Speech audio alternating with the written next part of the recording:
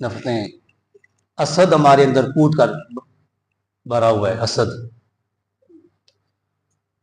एक दूसरे से हम असद करते हैं कि इसको अच्छी मास्टर को अच्छी अल्लाह ने क्यों फरामानी अता कर दी, इन्हें सूफी साहब को अल्लाह ने ये अच्छी नेमत क्यों, इन्हें गाड़ी क्यों मिल गई, इनका मकान अच्छा क्यों है। असद हमारे अंदर इतना ज्यादा पाया जाता है। तो ये असद है ना, जो असद ये नेकियों को ऐसे खा जाता है। फरमाया अल हसद याकुलुल हसनात कमा याकुलुन नार अल खतब। ये हसद जो है ये नेकियों को ऐसे खा जाता है जैसे सूखी लकड़ी को आग खत्म कर देती है। हमारे अंदर कूट कूट कर भरा हुआ है, झूठ हमारे अंदर कूट कर भरा हुआ है। बात बात पे न होते हुए न चाहते हुए भी मजाक मजाक में हम झूठ बोलते हैं। हम बच्चों के साथ, अपने छोटे बच्चों के साथ, अपने पोतों के साथ हम झूठ बोलते हैं। जो बड़े हो गए पोतों के साथ बोलते हैं, जो हमारी उम्र के हम बच्चों के साथ झूठ बोलते हैं। जो उनकी तरबियत है, इब्तदाई तरबियत, हम उन्हें क्या सिखा रहे हैं, क्या उन्हें दे रहे हैं। गीबत हमारे अंदर कूट कूट कर रही है। पीठ के पीछे बात करना, फरेब, बेरा रवि, ये जितनी भी बीमारियां हमारे अंदर पाई जाती हैं, जो मैंने ये गिनी है, ये जितनी नफरतें पाई जाती हैं, इनका बुनियादी सबब जो है, बुनियादी सबब एक है, वो बुरे अखलाक है। जब इंसान के अखलाक बुरे हो जाते हैं तो ये ऑटोमेटिक ये सारी बीमारियां इंसान के अंदर आ जाती हैं। झूठ आ जाता है, गीबत आ जाती है, हसद आ जाता है। ये ऐसी चीजें हैं कि इनका एक एक पूरे जुम्मे का एक टॉपिक है।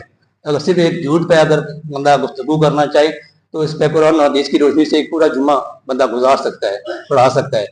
हसद, चुगली, गीबत, ये सारी चीजें जो हमारे अंदर पाई जाती हैं। बुखारी शरीफ की हदीस पाक है, हज़रत अबू हुरैरा साहब कहते हैं रज़ी अल्लाह तआला अन्हु, अल्लाह उनसे राजी हो। हज़रत अबू हुरैरा रज़ी अल्लाह तआला अन्हु इस हदीस पाक के रावी हैं और ये सही बुखारी शरीफ की हदीस पाक है। मेरे करीम नबी ने इरशाद फरमाया कि मोमन अपने मोमन भाई का आईना है। मोमन अपने मोमन भाई का आईना है।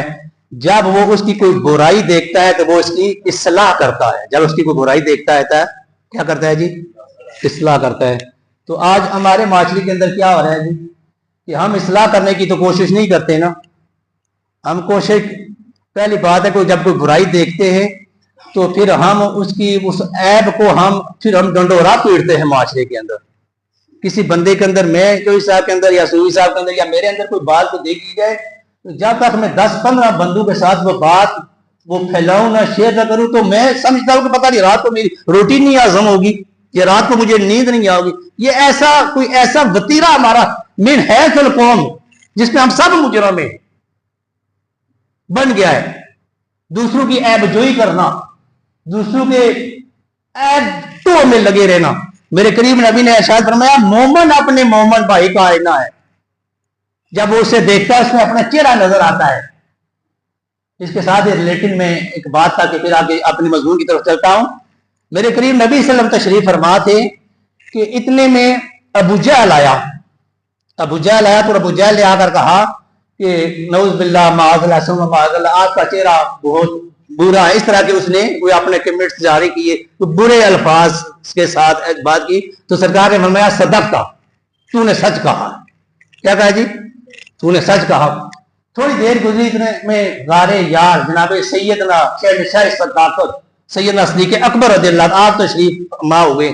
तो आपने कहा या रसूल अल्लाह, आप जैसा हसीन कोई है ही, आप जैसा हसीन और जमील खूबसूरत चेहरे वाला कोई है। हुज़ूर ने फरमाया सदक़ता या अबू बकर, अबू बकर तूने सच कहा है। जो वहां बैठे हुए थे अहबाब, उन्होंने या रसूल अल्लाह, अबू जहल आया, उसने आपके बारे में नाज़ेबा कलिमात गुफ्तगू की। आपने कहा सच कहा। जनाब अबू बकर आए, उन्होंने आपकी तारीफ की तो आपने कहा सच कहा। तो वजह क्या है? सरकार ने फरमाया कि मोमन का आईना है, बंदा इंसान दूसरे इंसान का आईना है। अबू जहल आया, उसने मुझे देखा, उसके अंदर अपनी जो उसके अंदर बुराइयां हंसने से मुझे नजर आई। उसने जो कहा, मैंने कहा तूने सच कहा है। अबू बकर आए, उन्होंने आकर मुझे देखा, उनके अंदर जो अच्छाइयां थी उन्हें अपनी अच्छाइयां नजर आई। मैंने कहा सदक़ता अबू बकर।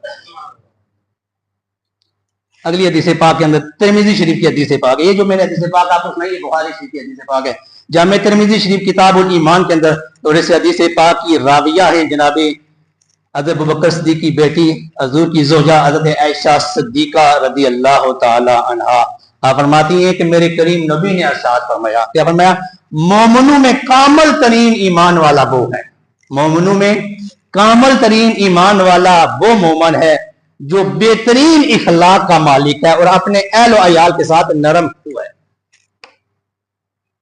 مومنوں میں کامل ترین مومن وہ ہے جو بہترین اخلاق کا بھی مالک ہے اور گھر کے اندر اپنے اہل و عیال کے ساتھ وہ نرم ہوا ہے۔ اب یہاں سے ایک بات پھر میں تھوڑی سی آگے وضاحت کر کے حدیث پاک کی طرف چلتا ہوں۔ حضور نے فرمایا کامل ترین مومن وہ ہے جو بہترین اخلاق والا ہے اور گھر کے اندر اپنے بیوی بچوں کے ساتھ وہ جو اچھے اخلاق والا ہو۔ ہم گھر کے اندر، گھر سے باہر جو معاشرے کے اندر ہم نے جو مصنوعی لبادہ اوڑا ہوا ہے، چاہے وہ میں ہوں، میں اپنے کا اپنا مصنوعی لبادہ ہے، آپ ہیں، ہر بندہ اپنے اپنے معاملات کے اندر ہے، تو جو ہم نے اپنے مصنوعی جبے کبے اور اپنے جو معاملات بنائے ہوئے بعض دوستوں کے اندر آباد کے اندر، تو ہم بڑی وہ بلے بلے اور اپنی کرواتے اور کرتے ہیں، لیکن جب گھر کے اندر آتے ہیں تو گھر کے اندر ہمارا رویہ اپنی بیوی بچوں کے ساتھ، اپنے والدین کے ساتھ ایسا نہیں ہوتا۔ ہونا تو یہ چاہیے تھا کہ پہلے اپنے گھر کے اندر، پہلا سٹیپ آپ کا اپنا گھر ہے، اپنے والدین کے ساتھ تمہارے معاملات ٹھیک ہونے چاہیے، اپنے بیوی بچوں کے ساتھ تمہارے معاملات ٹھیک ہونے چاہیے، تمہارا رویہ ٹھیک ہونا چاہیے۔ بعد چودھری صاحب جی، راجہ صاحب جی بڑی بلے بلے، تو جو شام کو گھر آیا تو پورا وہ سارا غصہ وہ بنا کر وہ سارا آپ نکالتے ہیں گھر کے اندر اپنے بیوی بچوں کے اندر یا اپنے والدین پر۔ یہ کون سی اخلاقیات ہے؟ یہ کون سی انسانیت ہے؟ اللہ ہمیں صحیح معنوں میں سرکار کی سیرت پہ عمل ہو کر دنیا گزارنے کی توفیق عطا فرمائے۔ اگلی حدیث پاک کی طرف چلتے ہیں۔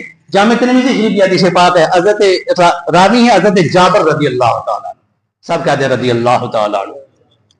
حضرت جابر رضی اللہ تعالیٰ عنہ حدیث پاک کے راوی ہیں کہ نبی کریم صلی اللہ علیہ وسلم نے ارشاد فرمایا، تم میں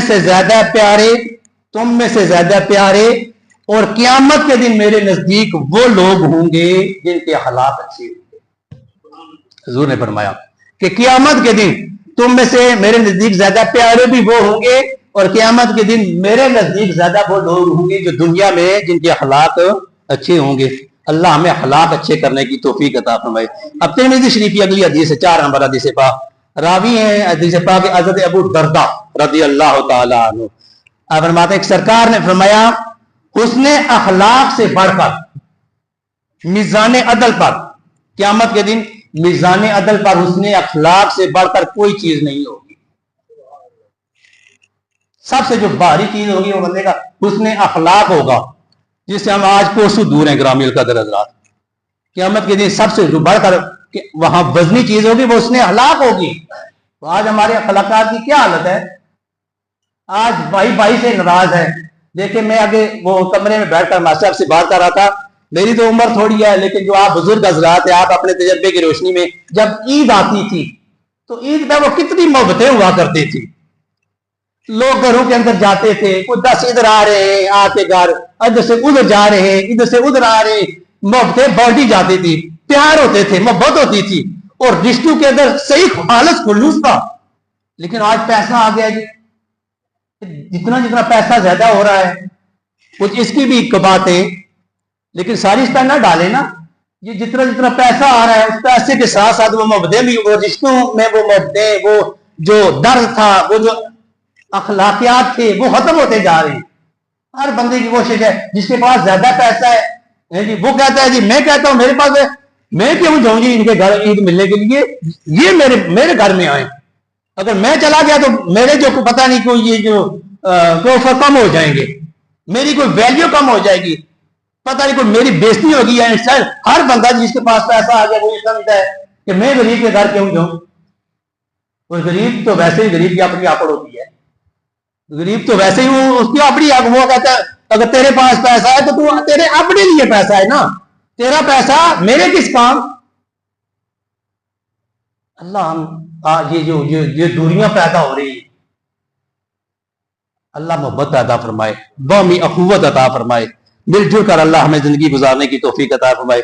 جامع مسند امام احمد بن حنبل کی حدیث پاک ہے، سرکار نے فرمایا اس شخص پر آگ حرام کر دی گئی ہے، اس شخص پر آگ حرام کر دی گئی ہے جو نرم خو ہے اور خوش اخلاق ہے، جو نرم اخلاق ہے اور نرم خو ہے اور خوش اخلاق ہے، اس بندے پر قیامت کے دن جہنم کی آگ اللہ پاک نے حرام کر دی ہے۔ آگے جامع ترمذی کی حدیث ہے، راوی حضرت ابو ذر غفاری رضی اللہ تعالیٰ عنہ، سرکار نے فرمایا اپنے مسلمان بھائی کی طرف دیکھ کر مسکرانا بھی صدقہ ہے۔ تو ساری کیا حالت تھی؟ ایسا 12 بجے ایویں 12 سا بجائی رکھنے ہم پر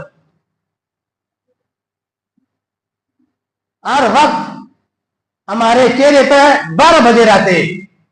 حضور فرما رہے ہیں کہ اپنے مسلمان بھائی کی طرف دیکھ کر مسکرانا بھی صدقہ ہے۔ جب آپ اسے ملیں اور اس انداز اور محبت کے ساتھ ملیں کہ اس کا دل خوش ہو جائے، یہ بھی حضور نے فرمایا صدقہ ہے۔